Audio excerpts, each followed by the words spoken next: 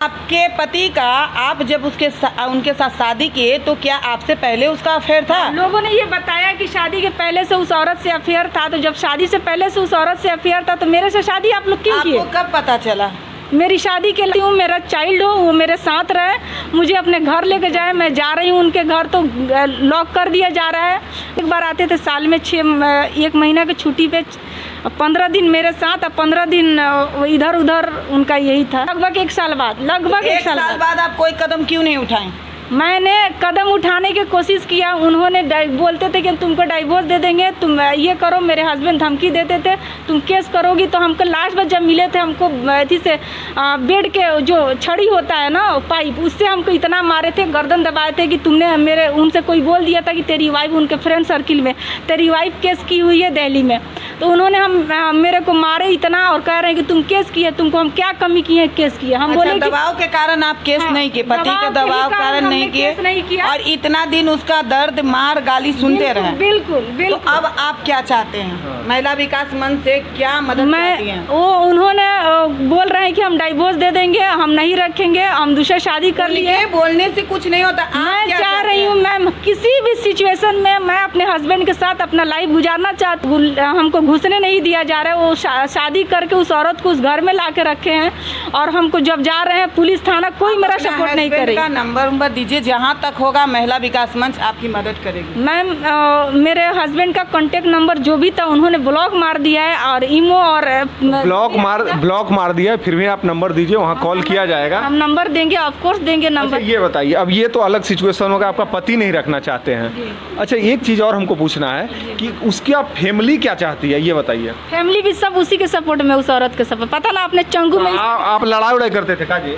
नहीं, लड़ाई नहीं, उन लोग का प्री प्लानिंग था। गांव, उनके गांव और रिलेशन, उन लोग को यही कहना था कि ये लोग शादी हम लोग कर ले रहे हैं और लड़की शादी करने के बाद से उस औरत को, लड़की को क्या किया जाएगा कि सब मेरे और भी छोटे भाई बहन हैं सबकी शादी हो जाए, उसके बाद से 7 साल जब ख़त्म हो जाएगा, जब केस लागू नहीं होगा तो उसके बाद से इसको किसी बहाने से हटा दिया जाएगा। अच्छा ये उस औरत को शादी करके ला दी वही। अच्छा ये बताइए मैम, ऐसा सिचुएशन आता है, आप लोग तो बहुत अच्छा काम करते हैं, मतलब एक गर्व होना चाहिए बिहार में कि पटना में एक महिला विकास संस्थान है जहां पर कहीं न कहीं महिला को बहुत अच्छा से देखा जाता है। और हम लोग बहुत दिन से इस जुड़े हुए हैं और बहुत सारा वीडियो लेते हैं, तो हम लोग का गर्व की बात है कि महिला विकास मंच बहुत अच्छी काम करती है। बहुत सारा फ़ोन आता है मैम, हम लोग जब वीडियो बनाते हैं तो कहीं ना कहीं सब उम्मीद करता है कि सर वहाँ का नंबर प्रोवाइड कीजिए, यहाँ का नंबर प्रोवाइड कीजिए, और हम लोग नंबर देते भी हैं, उसके अनुसार से बहुत सारे लोग यहाँ आते भी हैं। मतलब बहुत खुशनसीब हैं आप लोग कि बहुत अच्छा कदम उठा रहे हैं, लोगों का भलाई सोच रहे हैं। अब इनका ये स्थिति है ऐसा मैम कि न घर के रहे न घाट के रहे, ये ऐसा स्थिति हो गया। जब ऐसा सिचुएशन आता है तो आपको कैसे फेस करते हैं और क्या चीज़ कीजिएगा, ये बताइए। देखिए ऐसा सिचुएशन आता है तो हम लोग को तो बहुत प्रॉब्लम होती ही है, क्योंकि ये लोग आते हैं बहुत दूर से एक उम्मीद लगाकर। हम लोग को जाने में भी प्रॉब्लम, अपना गाड़ी, बहुत सारे हरासमेंट ऐसे होते हैं। लेकिन जब हमारे शरण में आ जाते हैं एक उम्मीद लेकर, तो हम लोग को उठना पड़ता है कि नहीं, इसको इंसाफ दिलाना पड़ेगा। अगर इस लेडीज़ के साथ गलत हुआ है तो इसको इंसाफ ज़रूर मिलेगा, क्योंकि कोई भी ऐसा निराश होकर महिला विकास मंच से नहीं जाता। लेकिन पूरी इंक्वायरी करने के बाद, पूरी इंक्वायरी करना कितनी ये सच बोल रही हैं, क्या है इनकी सच्चाई, एक तरफा अच्छा, पूरा मतलब एक तरफा नहीं सुनते आप लोग, उनका भी सुनना जरूरी है। एकदम बिल्कुल जरूरी है। एक तरफा सुनकर हम कोई रो दे धो दे गोर पकड़ ले कि मैडम मेरा पति छोड़ दिया है गाली, तो ऐसा नहीं होगा। हम दोनों तरफ से सुनेंगे क्या सही है क्या गलत है, फिर जो सही में था कि बच्चा हो जाएगा तो इसको हम लोग नहीं छोड़ पाएंगे। छोड़ने का उन लोग का प्री प्लानिंग था, शादी के पहले से ये लोग का ये था कि मेरी। आपसे प्यार मोहब्बत होता था शादी के बाद, ये बताइए। हस्बैंड वाइफ जैसे रहते थे, प्यार मोहब्बत होता था शादी उतना नहीं, जैसे कि हस्बैंड वाइफ के जितना प्यार मिलना चाहिए उतना नहीं था। एक होता है कि एक फॉर्मेलिटी अदा करना, वो भी ऐसे रहते थे कि वो शायद, अब क्या बताऊँ, उस पीरियड में बच्चा ही नहीं रहा। फिर मतलब क्या एज ए दोस्त रहते थे कि एज ए पति रहते थे? आपके साथी रहते थे कि अलग रहते थे? नहीं, पति थे, पति रहते थे। साथ वेट शेयर होता था कि नहीं होता था, ये बताइए। पति थे ना आपके जी, तो खाली दिखावटी पति थे कि प्यार मोहब्बत होता था? प्यार मोहब्बत होता था कि नहीं, ये बताइए आप। पति थे, प्यार मोहब्बत होता था ना? थे ऑफ कोर्स, मतलब थे ऐसे। अब क्या डिटेल्स बताऊँ, मतलब होता था या नहीं, अब ये जानना है। इसमें क्या है, इसमें शर्म की क्या बात है? या तो होता था या तो नहीं होता था। उतना मतलब जैसे हस्बैंड वाइफ का जिस तरीके से, अब क्या बताऊँ मैं, उतना नहीं जितना हम चाहते में कब रहती थी? महीना में, साल में, 6 महीना में कितना दिन पे रहती थी? 6 महीना, एक साल में एक बार आते थे। एक था तो ऑलरेडी आप जैसे शादीशुदा की ज़िंदगी चल रही थी, तो बच्चा कब आपका मतलब फॉरगेट हुआ था और मतलब गिरा दिया गया?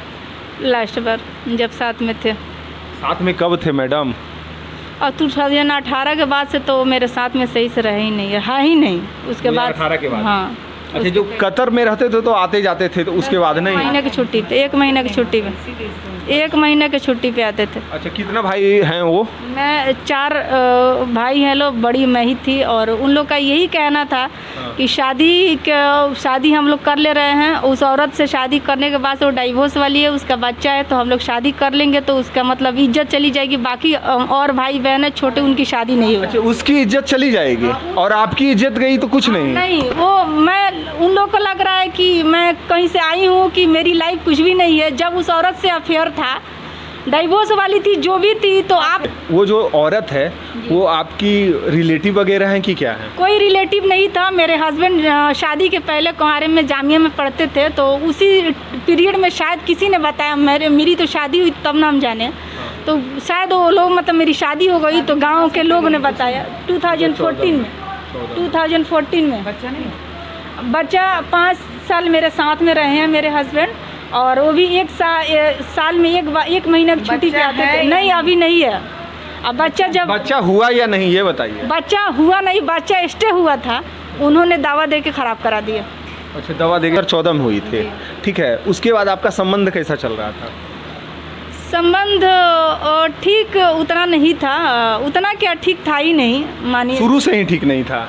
वो लोग दहेज के लिए स्टार्टिंग में मेरे ससुराल वाले, मेरे हस्बैंड का कुछ और था, मेरे ससुराल वाले सास ससुर ननद देवर, गाड़ी नहीं मिला, 4 व्हीलर नहीं मिला। और शादिया के पहले में करल जाए जी कि शादिया के बाद? नहीं, तो शादिया के बाद वैसे थोड़ा थोड़ा कर के ये लोग स्टार्ट कर दिया। अच्छा। उनका तो कुछ और था, उस औरत से अफेयर था, उसके साथ छुप के मिलने आते थे। जब ये बात को पता चला, लगभग 1 साल हो गया मेरा। अपने ससुराल हम 6 महीने के बाद से मायके गई, तो उसके बाद से पता की कि मतलब क्या ये है। और मेरे हस्बैंड बात भी नहीं करते थे उतना, उस औरत से कांटेक्ट में रहते थे।